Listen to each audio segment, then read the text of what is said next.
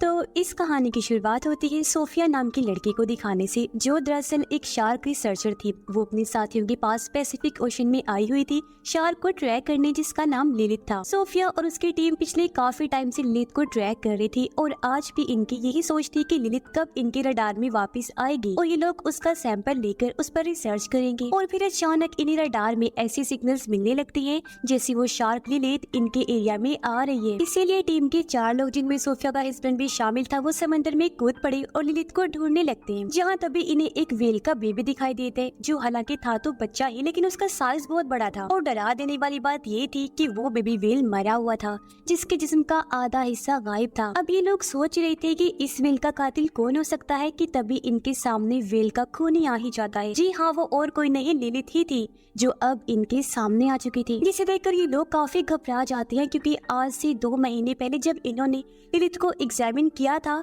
तो वो बस 2.5 मीटर की थी और अब लगभग वो 7 मीटर की हो गई थी। यानी सिर्फ 2 महीने में वो 3 गुना बढ़ गई थी, जो बात सच में काफी चौंका देने वाली थी। अब यहाँ समझदारी तो ये थी कि इन लोगों को अपनी जान बचाकर चले जाना चाहिए था, लेकिन यहाँ सबसे बड़ी गलती सोफिया का हस्बैंड कर देता है। अपनी मौत को सामने देखने के बावजूद भी उसे सैंपल लेने की पड़ी हुई थी, इसलिए वो शार्क की बॉडी से सैंपल लेने के चक्कर में लिलित को स्टैब कर देता है। और बस फिर क्या था, वही हुआ जिसका डर था। लिलित कंट्रोल से बाहर होकर टीम के 4 लोगों पर हमला कर देती है और उन्हें बुरी तरह काट कर टुकड़े टुकड़े कर देती है, जबकि सोफिया और उसकी एक साथी कश्ती में से बस की नजारा दूर से देख पा रही थी। हालांकि वो भी काफी डर गई थी। जब कुछ अमन होता है तो सोफिया भी ओशन में कूद जाती है, इस उम्मीद के साथ कि शायद कोई जिंदा बचा होगा, लेकिन वहाँ पर तो बस टीम के लोगों के कटे पटे जिस्म के टुकड़े थे, जिन्हें बुरी तरह लिलित ने मार दिया था। हर तरफ खून ही खून फैला हुआ था। और अब तभी लिलित सोफिया के सामने भी आ जाती है, जो किसी मॉन्स्टर से कम नहीं लग रही थी। वो अब सोफिया पर भी हमला करके घसीटकर उसे अपने साथ ओशन में ले जाने लगती है, पर किसी तरह सोफिया अपनी जान बचा लेती है। और यहाँ से सीन चेंज होकर आता है सीधा 3 साल के बाद, जहाँ सोफिया ने अब शार्क्स पर रिसर्च करना बंद कर दी थी और अब वो एक एक्वेरियम गाइड का काम किया करती थी, जहाँ आने वाले बच्चों को वो मछलियों और उनके बारे में बताया करती थी,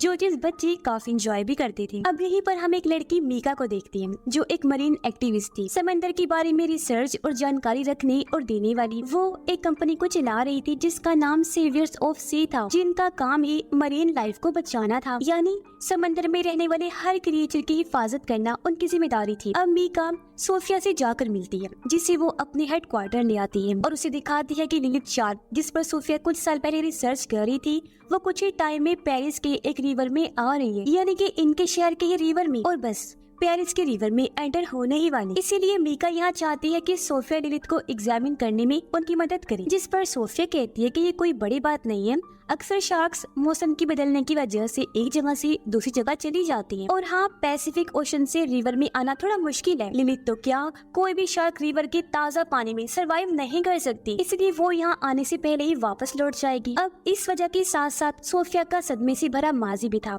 जो उसे शार्क्स पर एग्जामिन करने और उसे ट्रैक करने से रोक रहा था। इसीलिए कुछ इस तरह की वजहें देकर सोफिया वहाँ से चली जाती है। अब हम 2 लड़कों को उसी सन रिवर के पास खड़ा देखते हैं, जिन्हें रिवर से 2 छोटे छोटे मिसाइल्स मिलते हैं। तब यहाँ पर पुलिस आकर सभी मिसाइल्स को इकट्ठा कर लेती है और सबको बताती है कि दूसरी जंग के बाद से इस रिवर में छोटे छोटे मिसाइल्स और उनके शेल्स मिलती रहती है, इसीलिए डरने वाली कोई बात नहीं है। अब रात के टाइम मीका अपने एक दोस्त के साथ सन रिवर में आती है, जो यहाँ हुए कार एक्सीडेंट की जाँच करने आई थी, पर असल में वो तो ये एग्जामिन करने आई थी कि क्या लिलित इस रिवर में आ गई है। इसलिए मीका की दोस्त रिवर में कूद जाती है, जहाँ वो शार्क के बड़े बड़े पंजों के निशान देखती है। पर तब यहाँ पुलिस भी आ गई थी इन दोनों को पकड़ने के लिए, क्योंकि इस तरह किसी भी केस की इन्वेस्टिगेशन करना गैर कानूनी था। इसलिए पुलिस मीका को पकड़ लेती है, जबकि उसकी दोस्त किसी तरह वहाँ से भाग निकलती है। अब हम सोफिया को देखते हैं, जो अब लिलित को ट्रैक कर पा रही थी और उसे पता चलता है कि हाँ, लिलित सन रिवर में आ चुकी है। अगली सुबह पुलिस उस आदमी की लाश रिवर से निकालते हैं, जिसकी कल रात कार एक्सीडेंट में मौत हो गई थी। अब लाश की हालत भी देखकर सब लोग काफी डर जाते हैं, क्योंकि उसकी लाश का आधा हिस्सा गायब था। उसे देखने से साफ लग रहा था जैसे किसी बड़े से जानवर ने इसकी लाश को खाया है। अब यहाँ रिवर के बार ऑफिसर्स के साथ सोफिया और मीका भी थी, और सोफिया साफ लफ्जों में उन्हें बता देती है कि ये काम और किसी का नहीं बल्कि लिलित का ही है और अब हमें शार्क को रोकना होगा अगर हम चाहते हैं कि लोग इस तरह शार्क के हाथों ना मरे। पर यहाँ मीका इस बात को गलत अंदाज में कुछ यूँ समझ लेती है कि अगर हम चाहते हैं कि शार्क लोगों को ना मारे तो हमें शार्क को मारना होगा। उसे लग रहा था कि ऑफिसर्स सोफिया के साथ मिलकर शार्क को मार देंगे, तो बस इसीलिए वो शार्क को बचाने के काम पर लग जाती है, क्योंकि जाहिर है वो मरीन सेवियर है, समुद्री क्रिएचर को बचाने वाली, तो इसीलिए वो ऐसा करे। पर सोचने वाली बात तो ये गलत ही है कि एक शार्क लोगों को मार रही है लेकिन वो उसे बचाना चाहती है।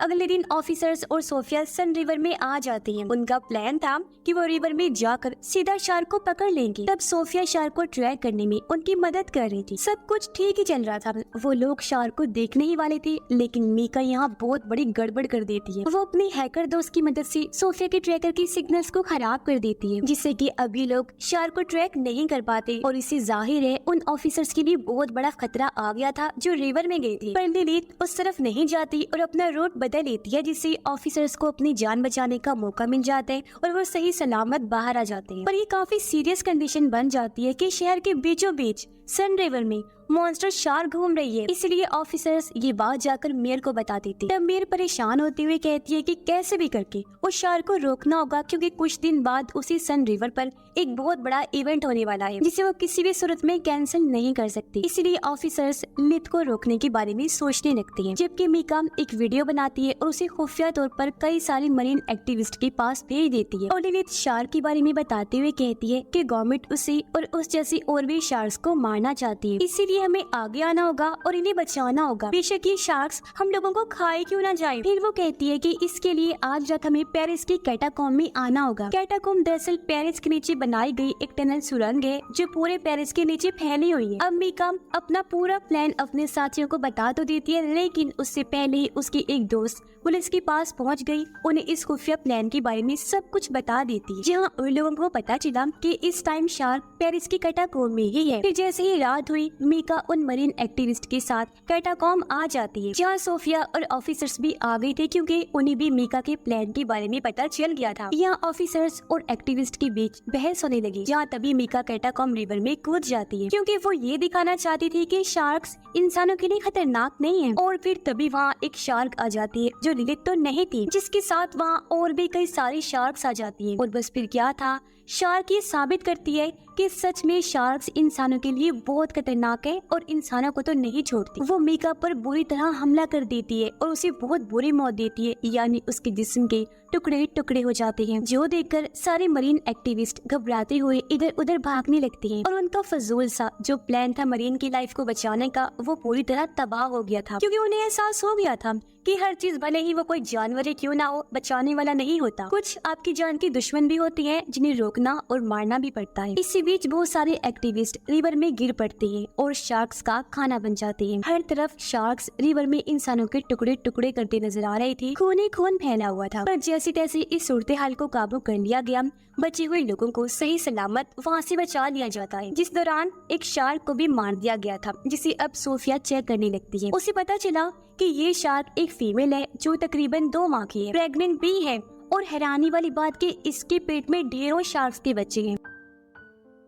पता चलता है कि शार्क एक ऐसी प्रोसेस से बच्चे पैदा कर रही है जिसमें वो एक टाइम में बहुत ज्यादा बच्चे पैदा करने की काबिल होती है, वो भी बहुत ही जल्द छोटी उम्र में, जो चीज बहुत खतरनाक है क्योंकि ऐसे इनकी तादाद बहुत ही कम टाइम में बढ़ सकती है। और तो और ये ताज़ा पानी में भी सरवाइव कर सकते हैं, जो चीज इन्हें इनकी माँ लिलित से मिली, जिसने क्लाइमेट की मुश्किलात को झेलते हुए फ्रेश पानी में जीना सीख लिया था। ये लोग अंदाजा लगा लेते हैं कि ये शार्क्स हजारों की तादाद में हो सकते हैं जो सारे कैटाकॉम्ब में रह रहे होंगे। इसीलिए वो फैसला करते हैं कि हम कैटाकॉम्ब में धमाके करेंगे जिससे सभी शार्क्स वही मारे जाएंगे। अब अगले दिन वो स्विमिंग इवेंट आ जाता है जहाँ एक टाइम में बहुत सारे लोग रिवर में स्विमिंग करेंगे, तैरेंगे, क्योंकि ये बात लोगों को नहीं बताई गई थी। मेयर को शार्क्स के आने का खतरा था, लेकिन वो इवेंट को अपने फायदे के लिए कैंसिल नहीं करती, बल्कि ऑफिसर्स और ट्रेन मरीन को रिवर में उतार दिया गया। वो निगरानी करने लगती हैं, जहाँ रिवर की एक साइड पर काफी बड़ा जाल बांध दिया जाता है ताकि अगर कोई शार्क इस तरफ आए तो उसमें फंस जाए। जबकि सीनियर ऑफिसर सोफिया और अपने साथियों के साथ कैटाकॉम्ब में आ गया था क्योंकि वो वहाँ की मेन जगहों पर धमाके करने वाले थे। सब अपनी अपनी जगह पर पहुँच गए। सीनियर ऑफिसर और सोफिया एक साथ थी। वहाँ अंधेरा था। जैसे सीनियर ऑफिसर ने फ्लैश लाइट ऑन की,